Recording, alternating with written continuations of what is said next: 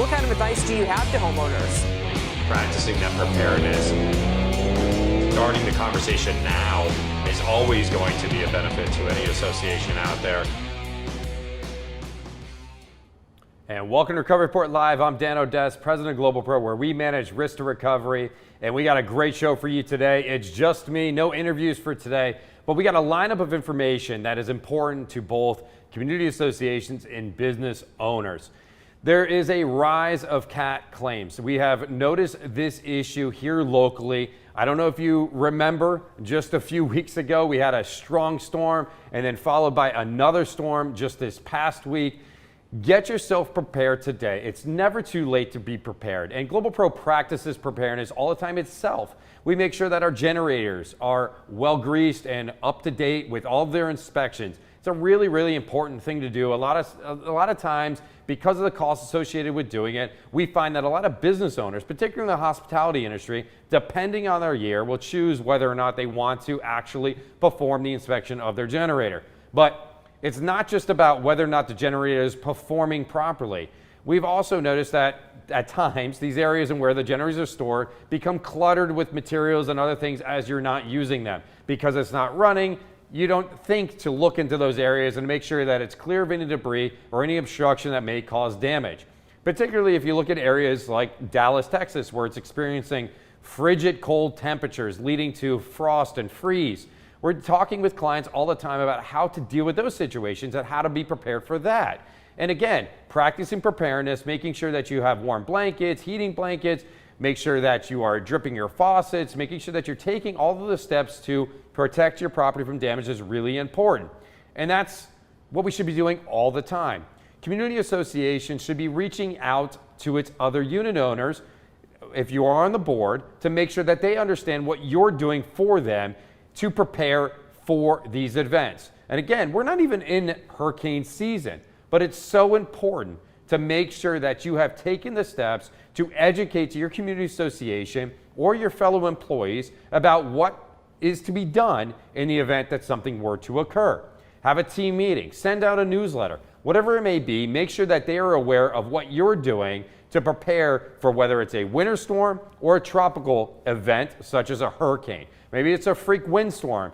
As these fronts move through here in the tropics in South Florida or the winter storms in the Midwest or the Northeast, whatever the situation may be, as the temperatures change and the fronts move through, wind comes with it, right? You have a lot of wind. You see these horrific tornadoes that spawned recently in Fort Myers, causing tremendous amount of damage.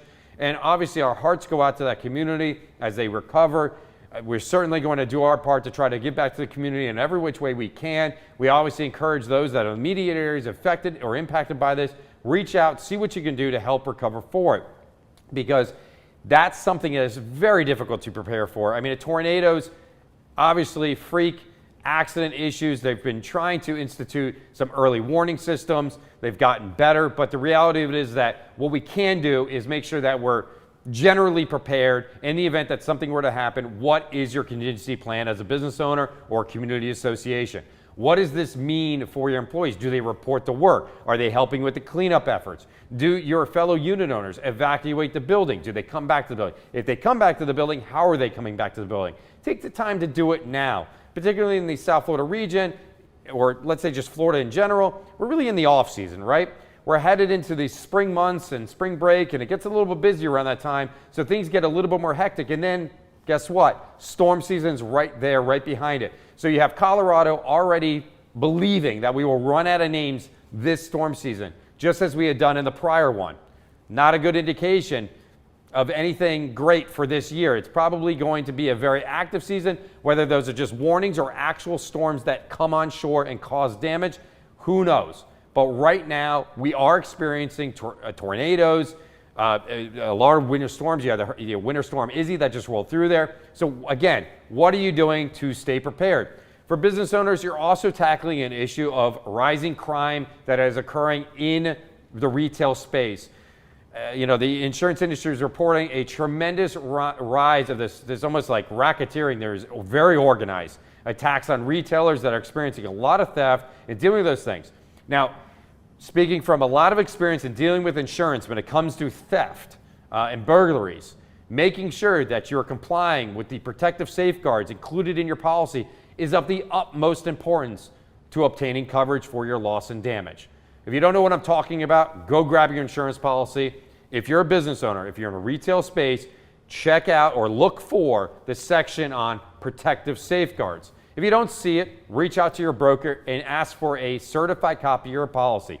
Review it again. If you don't see it still, reach out to your insurance agent or broker and ask them about it. Maybe it doesn't apply, but if it does, what does protective safeguard typically say, or what it requires at times, is different types of locking devices, video surveillance, various other things must be included in there in order to trigger coverage.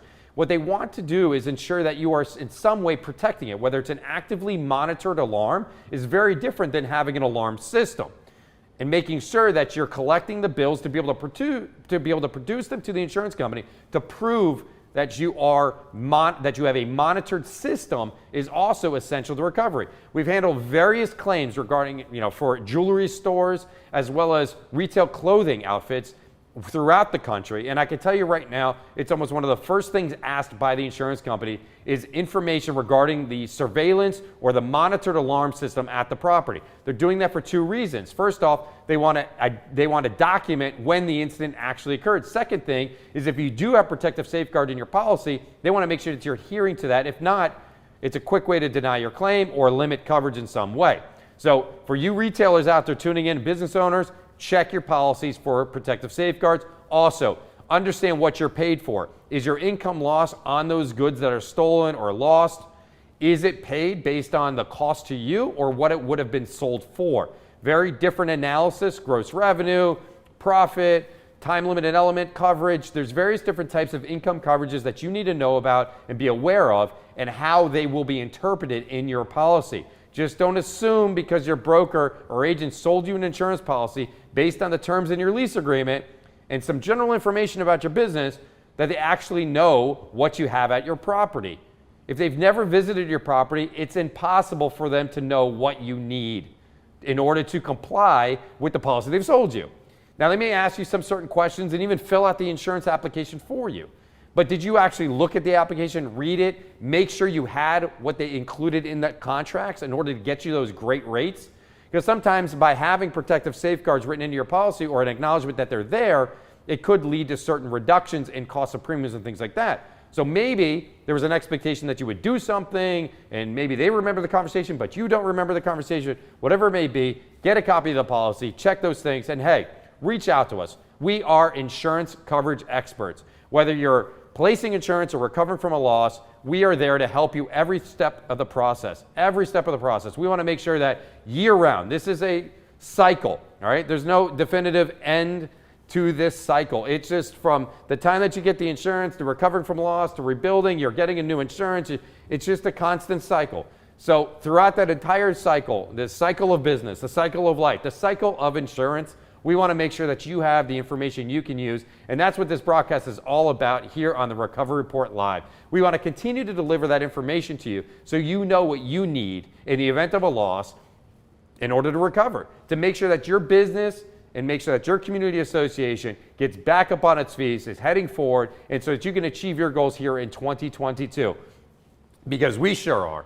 GlobalPro celebrating its 10th anniversary this year in business, representing the interest of policyholders. We have done it from start of the business in 2012, and we will continue to do on for 10, 20, 30, 50 more years. I can't wait. I don't know where it's going from here, but I'm so excited about this and everything that we have planned for this year. Our partnerships with the Latin Builders Association, the Camilla's House, Community Association Institute, and various other trade organizations and professional organizations out there that we will be attending their conferences and meetings and joining them on the board. I was recently elected to the board of the Latin Builders Association, and I'm very excited to be a part of that community and to make a difference. I truly believe Gus and all of the fellow board members are doing an incredible job, and I hope to add tremendous amount of value and perspective from insurance as it relates to the real estate and the construction industry. I think they're doing an awesome job, and I'm so excited for that board position.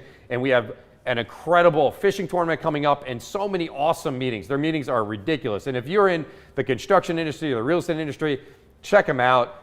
join us. It's going to be a fun-packed full year of awesome events, both at our own office there in Coconut Grove, but as well as in other locations. And as our team in Dallas continues to grow and provide services to those that may be impacted by loss and damage, our team is going to continue to provide the same level of services and be involved in the community just as we have been in various other markets, whether it's New York, Virginia, Washington, D.C., Georgia, of course, Florida, Arizona, Texas, you go, you name it. Wherever we go, we make sure that we make an impact on this community, and that's what we continue to celebrate here in the 10th year. So, quick show today, just some real good advice, some two real important topics, increased amount of storms and also this retail theft issue. Wanted to make sure that our business owners and community associations are always prepared. But as you all know, like us, follow us on all our social media. And while you're at the YouTube page, hit the subscribe button so that you get the notices of all of the upcoming events and streaming that we will be doing to delivering this type of information to you.